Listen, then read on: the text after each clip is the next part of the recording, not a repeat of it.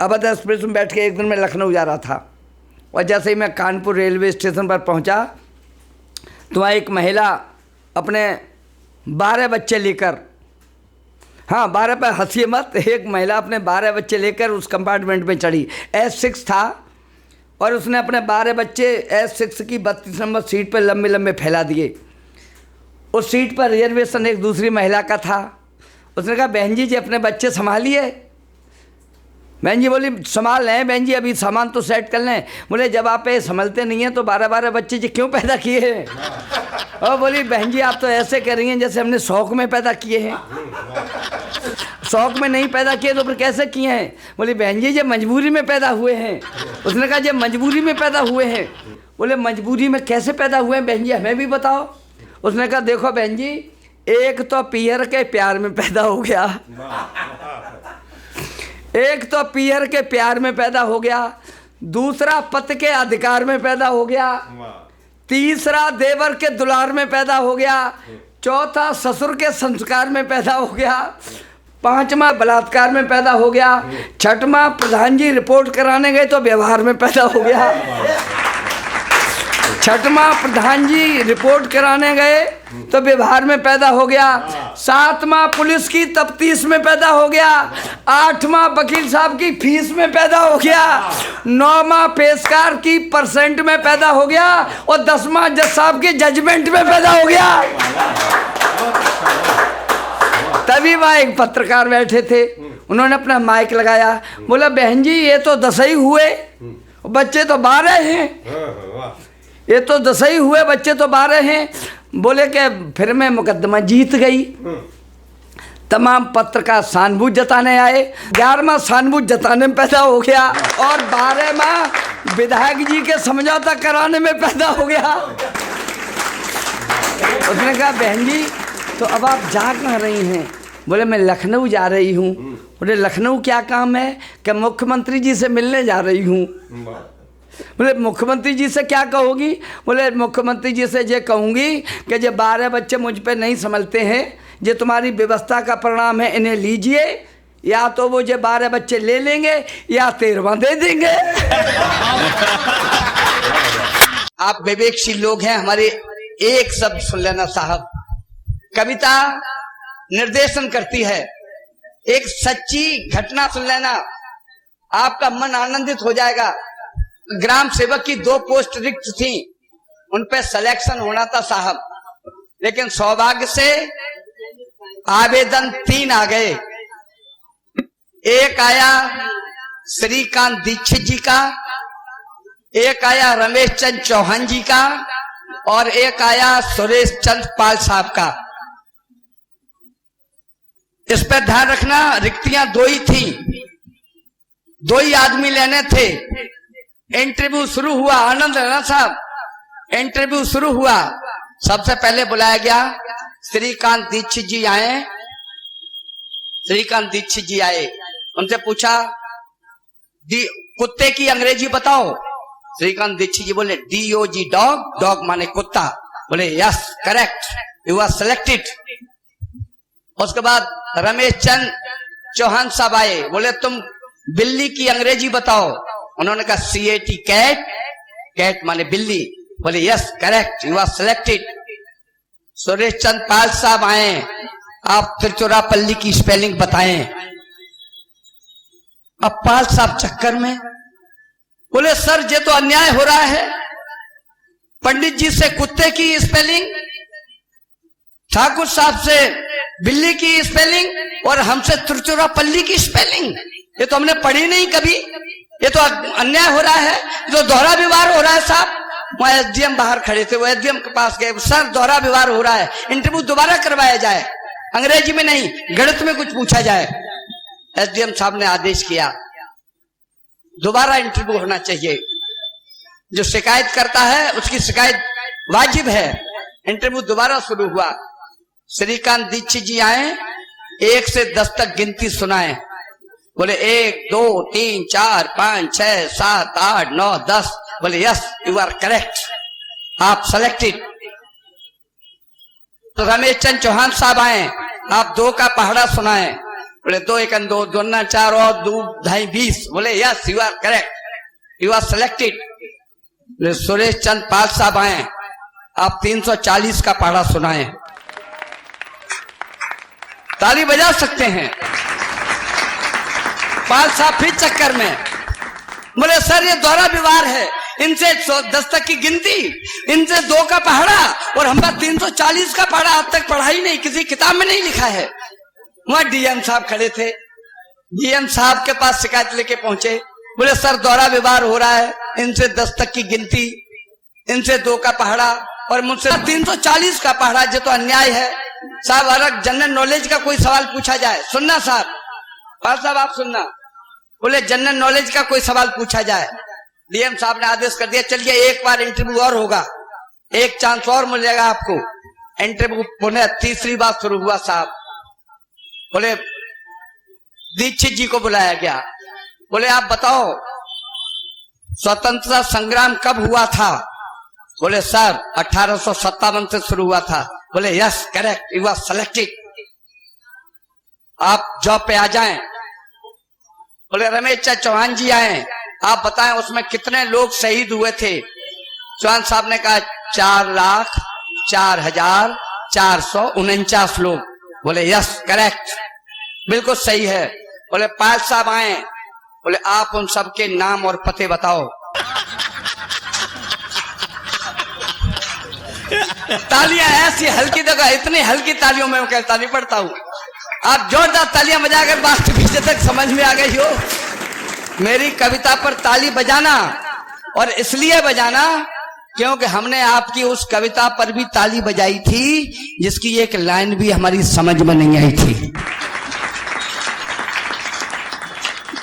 आप तो बहुत अच्छे लोग हैं।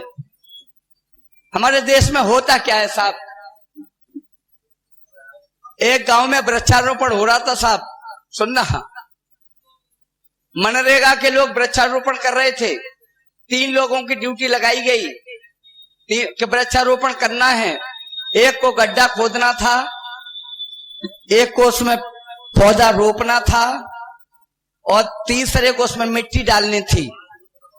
बीच वाला छुट्टी पे चला गया, पहले वाला गड्ढा खोदता रहा, दूसरा वाला गड्ढा बंद करता रहा। देश की तरक्की हो गई। में दीपावली का दिन था, एक बाबा जी आ गए थे और एक कोने पे एक घर था, बाबा जी वहीं विश्राम ले गए। पूरे गांव में दीपक जल रहे थे, लेकिन उस घर में साहब अंधेरा पड़ा था। बाबूजी, बाबा जी ने पूछा तेरे घर में अंधेरा क्यों है, सारी बस्ती रोशन है। वो घर से निकल के आया बाहर, बोला हुजूर बाबा जी 20 साल शादी को हो गए हैं, कोई संतान नहीं है, दीपक किसके लिए जलाएं? न कोई आगे है न कोई पीछे है, पति पत्नी 2 ही लोग हैं। बाबा बहुत नम्र हो गए, आंखों में आंसू आ गए। बोले कि मैं बद्रीनाथ जा रहा हूं, तेरे नाम का एक दिया जला दूंगा, अगर हो सकता है आशीर्वाद मिल गया तो संतान हो जाएगी। 10 साल बाद बाबा जी फिर लौट के आए, उसी घर पे फिर रुके आके। चहल पहल मची थी, बच्चे 10-12 खेल रहे थे। उन्होंने पूछा कि वो रामलाल कहाँ है? पत्नी अंदर से निकल के आई, बोले रामलाल कहाँ है? बोले कि वो बद्रीनाथ गए दिया बुझाने।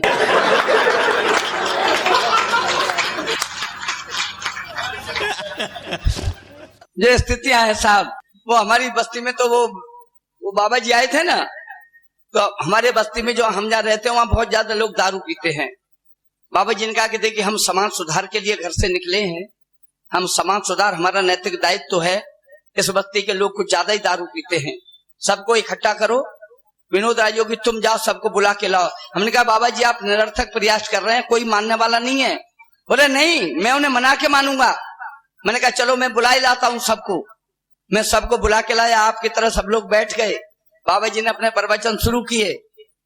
एक गिलास लिया, उसमें दारू डाली, एक मक्खी पकड़ी, गिलास में छोड़ दी। मक्खी को तो मरना ही था, मक्खी मर गई। बाबा जी ने गिलास उठा के मरी हुई मक्खी दिखाकर कहा गांववासियों इससे आपने क्या शिक्षा ली? गांव के लोग बोले यह शिक्षा ली कि दारू पीना चाहिए, पेट के कीड़े मर जाते हैं।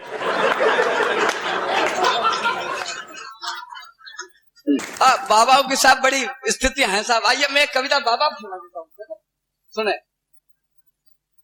बचपन बीता खेल खेल में नहीं मदरसा गए भूल कर, बचपन बीता खेल खेल में नहीं मदरसा गए भूल कर, देख जवानी शादी कर ली मन कुप्पा हो गया फूल कर, बाण प्रस्थ में चैन नहीं था सब रंग देखे अच्छे अच्छे, लगे हाथ पैदा कर डाले 10 सालों में 13 बच्चे, 10 सालों में 13 बच्चे, बिना खबर आ गया बुढ़ापा, बच्चे भी हो गए सयाने, नहीं रोटियां देती बहुएं, बेटा कोई बात न माने, घोर कष्ट में थे बेचारे, दारुण दुख अनंत हो गए, सर गुटवाया बांध लंगोटा, कपड़े रंग कर संत हो गए।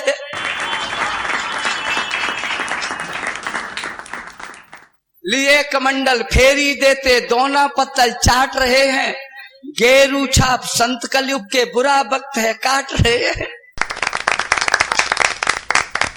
बुरा वक्त है काट रहे हैं, कोई मजबूरी के मारे गई न आदत खेती वाली, सादा कपड़ों में वारंटी 16 साल डकैती डाली, भेष बदल कर राहत पाली अब्बे से की मार रहे हैं, कौन लगाएगा अंदाजा ये 10 साल फरार रहे हैं, कौन लगाएगा अंदाजा ये 10 साल फरार रहे हैं, रोज सिपाही घर आते थे, जुड़ना साहब, रोज सिपाही घर आते थे, धीरे धीरे बंद हो गए, अब क्या इनका करें पकड़कर मुजरिम संतानंद हो गए। कुछ साधु फसली होते हैं, सुन लेना चाहते पंक्तियां, कुछ साधु फसली होते हैं, कभी कभी जो खो जाते हैं, कुछ साधु फसली होते हैं, कभी कभी जो खो जाते हैं, यज्ञ भागवत भंडाराओ उस दिन साधु हो जाते हैं, यज्ञ भागवत भंडाराओ उस दिन साधु हो जाते हैं, कुछ साधु भाड़े के मारे दाढ़ी मूंछ बढ़ा लेते हैं, रेल बसों से जाते तो कपड़े रंगीन चढ़ा लेते हैं, संत आज के लड़े इलेक्शन, सुनना, संत आज के लड़े इलेक्शन, जाने क्या क्या करना चाहते, कुछ कलयुग के ढोंगी तो प्रधानमंत्री बनना चाहते, कुछ कलयुग के ढोंगी तो प्रधानमंत्री बनना चाहते। उपसंहार की पंक्तियां सुन लेना, कुछ कलयुग के ढोंगी तो प्रधानमंत्री बनना चाहते, पीत वस्त्र बड़े कमाऊ पाप पहनकर लिप जाते हैं, डाकू कातिल हत्यारे सब इन कपड़ों में छिप जाते हैं, दकियानूसी भक्ति भाव से सुई यहाँ सूजा होती है, चोर उचक्का कोई हो कपड़ों की पूजा होती है। अभी पूजा नहीं हो पाई भाई, कमाल हुआ भाई, कमाल। मेरे मित्र पीत वस्त्र बड़े कमाऊ पाप पहनकर लिप जाते हैं, डाकू कातिल हत्यारे सब इन कपड़ों में छिप जाते हैं, दकियानूसी भक्त भाव से सुई यहाँ सूजा होती है, चोर उचक्का कोई हो या कपड़ों की पूजा होती है, बूढ़े से बच्चे तक लेकर पांव संत के चूम रहे हैं, यही वजह है जिधर देखिए उधर महात्मा घूम रहे हैं। यह भारत है, अंतिम पंक्ति सुनना, यह भारत है जहां नागरिक अंधभक्त है सदा रहेगा, जाने कब तक बुद्धि आए, जाने कब तक गधा रहेगा। ये स्थितियां हैं, कविता कहां से पढ़े? आइए मैं कविता पढ़ता हूं। पीले कपड़े जटा रखाए तेजस्वी साए थे, तुम सुने। पीले कपड़े जटा रखाए तेजस्वी साए थे, लंबी दाढ़ी वाले बाबा बस्ती में आए थे। ओ बाबा जी के बात पे मुझे वो याद आ गया कि सिर पर मुकुट गले में माला। अब सुनना, अगर आप कोई लिबास पहने हो तो उसे उतार के रख देना थोड़ी देर के लिए। मैं पंक्तियां आपके सामने पेश करता हूं कि सिर पर मुकुट गले में माला, आसन भी सिंहासन भी। आप पहुंच जाएंगे वहां तक। सिर पर मुकुट गले में माला, आसन भी सिंहासन भी, सुबह शाम जप तप में बीते, दिन में देते भाषण भी। सुबह शाम जप तप में बीते, दिन में देते भाषण भी।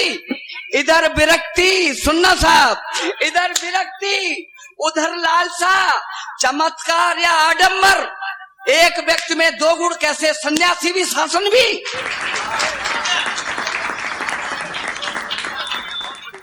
एक व्यक्ति में दो गुण कैसे, सन्यासी भी शासन भी। बेलगाम घोड़े पर बैठा, और चार पंक्तियां सुन लेना, मैं उस कविता को आगे बढ़ाता हूं फिर। बेलगाम घोड़े पर बैठा, घुड़सवार क्या मंजिल पाए। यह पूरा प्रसारण विनोद राजयोगी स्टूडियो से प्रसारित होगा। ऑनलाइन कवि सम्मेलन पर भी प्रसारित होगा। दोनों चैनल खोल लेना, ऑनलाइन कवि सम्मेलन, आप उसको सब्सक्राइब कर लेना, आपके सारे यूट्यूब पर मिल जाएंगे। बेलगाम, आपने आप सुना, बेलगाम घोड़े पर बैठा, घुड़सवार क्या मंजिल पाए। पैदावार भला क्या होगी, छूटा साढ़ खेत में खाए। बेलगाम घोड़े पर बैठा, घुड़सवार क्या मंजिल पाए। पैदावार भला क्या होगी, छूटा साढ़ खेत में खाए। बिना नाथ का बैल जुता हो, उस कोलू को कौन बचाए। और राम ही रक्षा करे वहां की जहां साधु सरकार चलाए।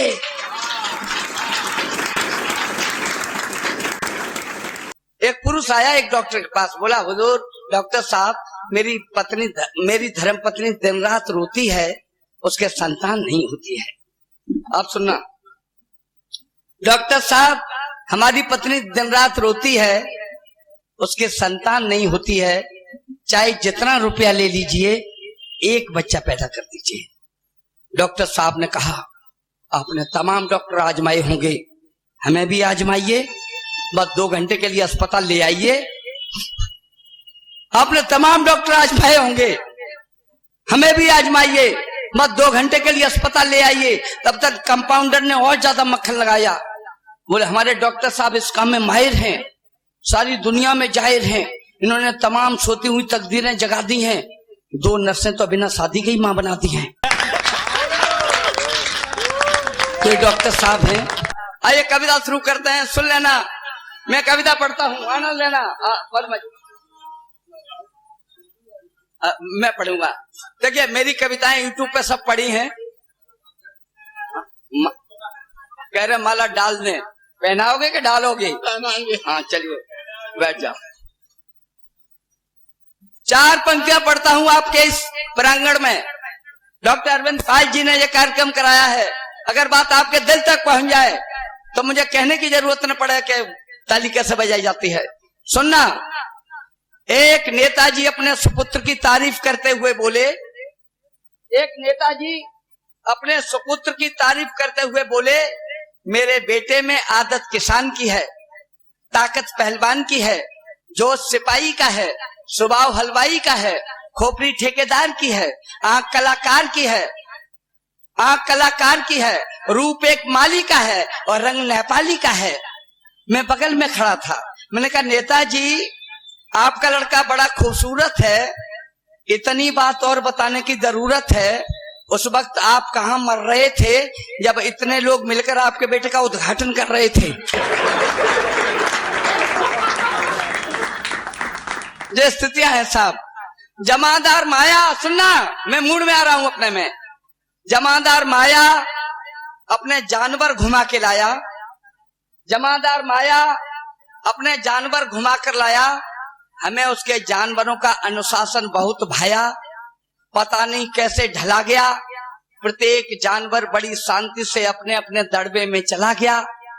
हमने माया से पूछा, उनकी माया हम तुम्हें मान गए, लेकिन हमें यह बताओ आपके जानवर अपना अपना दड़वा कैसे पहचान गए? तो जमादार ने कहा, बाबूजी अगर पहचाने नहीं तो मार मार के शरीर की खालें नहीं खुस जाएं? क्या मजाल है जो एक दूसरे के दरबे में ठुस जाएं? साहब ये जानवर हैं, दलबदरू नेता नहीं जो एक पार्टी छोड़ के दूसरी पार्टी में घुस जाएं। आइए जो स्थितियां हैं, जहां पर आग जलती है धरामा नम नहीं होती, बूढ़े दरख्तों की लकड़ बेदम नहीं होती, 84 आग बुझ जाए उसे ठंडा नहीं समझो, कोयले पर सफेदी आने से धधक कम नहीं होती। हाँ वैसे तो नई चीज को ही मन मचलता है, पर कभी ये सोच भी तेवर बदलता है। वैसे तो नई चीज को ही मन मचलता है, पर कभी ये सोच भी तेवर बदलता है। और नया नया छत्ता कभी तोड़ा नहीं जाता, जितना पुराना हो शहद ज्यादा निकलता है। एक कविता पढ़ेंगे। हमारे आनंद पाल हैं, मित्रों में से आते हैं, और इनके होते हुए हमें दुश्मनों की कोई जरूरत नहीं बची है। बढ़िया। आइए मैं कविता पढ़ता हूँ साहब, आपकी तालियां बताएंगी। सुने। विधवा जबानी में हुई एक बेटा, एक माँ रहती है हमारे मोहल्ले में। मैंने उस माँ से पूछा एक दिन, मैंने की माँ जिंदगी कैसी गुजर रही है? बोले बेटा ठीक ही गुजर रही है, 2 बेटे हैं, एक एसपी है एक डीएम है, दोनों ही अलग अलग रहते हैं। मैंने कहा माँ तुम किनके साथ रहती हो? बोले बेटा मुझे तो उन्होंने बंटवारा कर लिया है, 15 दिन उसके साथ रहती हूँ, 15 दिन उसके साथ रहती हूँ, और जो महीना 31 दिन का होता है, एक दिन में व्रत रख के काट लेती हूँ। आइए मैं उस दर्द को, उस पीड़ा को आपके सामने उजागर करता हूँ, सुन लेना। अगर अच्छा लगे तो सराह देना, और नहीं तो डॉक्टर अरविंद पाल से सुलझ लेना, इन्होंने ही बुलाया है। सुने। विधवा जबानी में हुई तकदीर की मारी, विधवा जबानी में हुई तकदीर की मारी, जिंदगी का हर जुआ थी भाग्य से हारी। लोग कहते थे मुकद्दर है नहीं अच्छा, गोद में उसकी दिया भगवान का बच्चा, टुकड़ा कलेजे का उसे अत्यंत प्यारा था, वह लाल ही विधवा के जीने का सहारा था। देख लेती थी उसे प्रसन्न होती थी, उसके लिए सूखा करे गीले में सोती थी, उसके लिए सूखा करे गीले में सोती थी। कांपती सर्दी में आंचल से उसे ढकती, पेट से रोटी बचाकर लाल को रखती, जाग कर उसको सुबह आशीष देती थी, भावनाएं बेच कर वह फीस देती थी। सोचती थी पुत्र पैरों खड़ा होकर, सुख हमें देगा मेरा बेटा बड़ा होकर। साधना सच्ची, इरादा सख्त कट्टर था, माँ की दुआओं से बना बेटा कलेक्टर था। माँ की दुआओं से बना बेटा कलेक्टर था। मंजिल उसे जब मिल गई शादी रचाई थी, पत्नी बड़ी ही खूबसूरत मैम आई थी, रूप का झूला मिला तो झूल बैठा था, माँ के पुराने कष्ट सारे भूल बैठा था। मौन यौवन की खुशी से खेलती कैसे, आधुनिक लड़की सास को झेलती कैसे, बेटी बड़े घर की नवाबी छांटती रहती, छोकरी कल की हमेशा डांटती रहती। सहन शक्ति चुक गई थी रोज का रगड़ा, नित नई हर बात पर होने लगा झगड़ा। क्रोध में पत्नी पति से एक दिन बोली, जी हमारी दुर्दशा अब बहुत कुछ होली, आज होगा फैसला क्या नेक रहेगी, बुढ़िया रहेगी या कि हम बस एक रहेगी, बुढ़िया रहेगी या कि हम बस एक रहेगी। पत्नी रुआसी देखकर होठों पे गाली थी, धक्का लगा बेटे ने माँ घर से निकाली थी, काबिल बनाया था जिसे 25 साल में, धक्का लगाया था उसी ने वृद्ध हाल में। देह में दम थी नहीं फुर्ती न चाल में, वह नौकरी करने लगी थी अस्पताल में। बेटा बहू दोनों बड़े ही प्यार से जीते, 2 साल भी उनको नहीं अच्छी तरह बीते। होनी बड़ी बलवान थी भगवान की लीला, बेटा वहीं आया बदन का रंग था पीला, देख कर उसको बड़ी हैरान दंग थी। बाजुएं थामे हुए बीवी भी संग थी, विधि का विधान है कभी मासा कभी तोला। जांच जब उसकी हुई तो डॉक्टर बोला, अनुमान है यह रोज ही पीते शराब हैं, इनकी दवा होगी नहीं गुर्दे खराब हैं। मौत से रिश्ता करे बदले में जान दे, इनको बचा सकता वही गुर्दों का दान दे, इनको बचा सकता वही गुर्दों का दान दे। और पत्नी से कहा मेरे भाई कि पति हैं तुम्हारे पति हैं तुम्हारे तो बिहू रचना तुम्ही भेदो, सिंदूर की रक्षा करो गुर्दे इन्हें दे दो। मैं बोली लाभ क्या खतरा भरा डर है, यह जिए या हम जिए हक तो बराबर है। मार कर हमको अगर इनको बचाएंगे, विश्वास क्या है ठीक निश्चय हो ही जाएंगे। विश्वास क्या है ठीक निश्चय हो ही जाएंगे। पत हैं तुम्हारे तो बिहू रचना तुम्ही भेदो, सिंदूर की रक्षा करो गुर्दे इन्हें दे दो। मैं बोली लाभ क्या खतरा भरा डर है, यह जिए या हम जिए हक तो बराबर है। मार कर हमको अगर इनको बचाएंगे, विश्वास क्या है ठीक निश्चय हो ही जाएंगे। झेल नहीं है अलग सिंदूर जो होगा, होगा भाई भगवान को मंजूर जो होगा। मैं मर नहीं सकती हूँ दुनिया जाए भाड़ में, सुन रही थी माँ खड़ी पर्दे की आड़ में। सुन रही थी माँ खड़ी पर्दे की आड़ में, बाद उनके हुए गई फैला रही झोली। आंसुओं को रोककर रोती हुई बोली, एहसान मानूंगी बड़ा फिर देख भाल लो, मैं खुशी से दे रही गुर्दे निकाल लो। मेरे भाई यह पंक्ति ताली के लिए नहीं थी, यह पंक्ति मैंने ताली के लिए लिखी ही नहीं। आपने दो पंक्ति पहले ताली बजा दी, अगली दो पंक्तियां मैं आपके सामने पेश करने जा रहा हूं। यदि वो पंक्तियां आपके दिल पर ठेस लगा दें, आपकी माँ आपको याद आ जाए, माँ की ममता आपकी आंखों में लहराने लगे, तो कोई हाथ खामोश नहीं रहे। विनोद राजयोगी को ताली मन देना, कविता को ताली मन देना, उस माँ को श्रद्धांजलि दे देना जो आज दुनिया में नहीं है। मैं खुशी से दे रही, मैं खुशी से दे रही गुर्दे निकाल लो।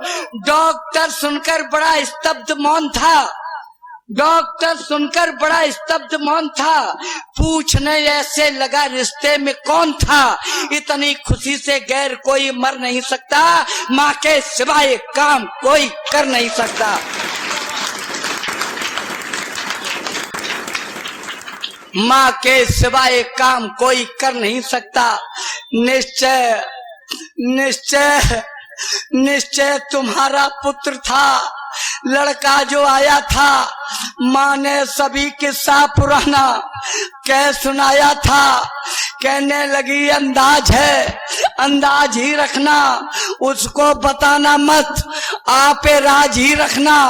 गुर्दे दिए हंसकर वेदना मौन झेली थी, जिंदगी देकर खुशी से मौत ले ली थी। ठीक जब वह हो गया, डॉक्टर से बोला यूं, आपने जीवन दिया, बोलो तुम्हें क्या दूं। डॉक्टर बोला शर्म से डूब जाएगा, एहसान का बदला भला तू क्या चुकाएगा। यह काम है उसका, तुझे बचपन से पाला है, धक्का लगा तूने जिसे घर से निकाला है। धक्का लगा तूने जिसे घर से निकाला है। क्या करेगी आपसे भुगतान वह लेकर, स्वर्ग में बैठी तुझे जो जिंदगी देकर। पैदा किया पाला मरण की नींद सोई भी, आपकी औकात क्या दुनिया में कोई भी।